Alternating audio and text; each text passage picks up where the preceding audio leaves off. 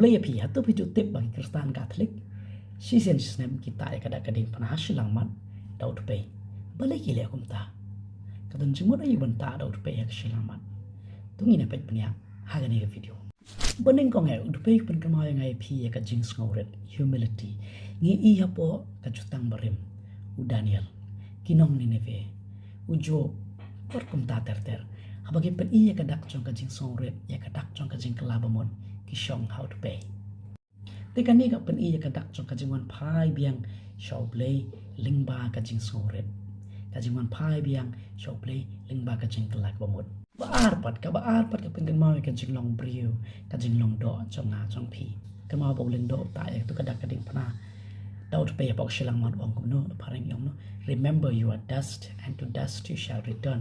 ka mo kan mau pilih ka domet masa ka domet pilih pai biang ko gesngi ta ka pen kan mau ya ka ka jing ling kot ka jing im ka jong a jong pi ka pen kan mau ka jing long briu jongi ka jing long do jongi bangi in salet ya ka gesngi but ka pen kan mau ngai pi bangin long ki ba so red bangin fokus mana pilih jing mut ya ka jing im siam kabalai pat ka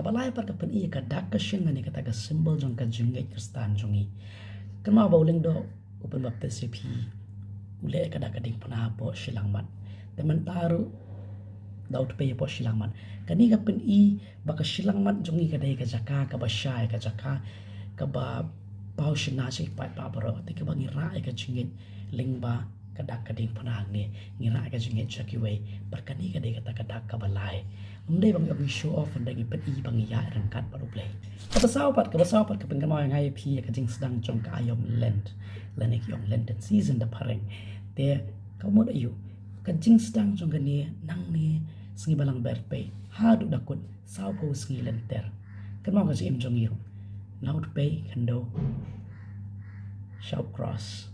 ka ding pana sha ka empty tomb sha ka taga lom jing tak bathli ka jing mi pat jong Chris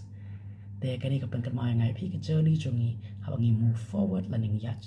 ringkat ha ka jing bolong ti jongi ban poi show Chris te ka sengi balang berpe lani Ash Wednesday kam day tang ka ritual lani ka ta ka jing le nyam rei ka te ka jing pen ka mau ngai pi bangilong ki batlot and rei Chris i jangi ngilong kinong pop and rei wake up yang ngai pi ngilong ki ba duna and rei ma u un pendapan pia yang ngai pi ba wake up ngai khot yang ni kham tam ha gane ayom land belum ko kui pi sai sien biang so ba like share but follow na ka banta puan kini ke sini kai barit kum ne ki ban yo jing mod ko fi Kristen Katolik belum ko kui pi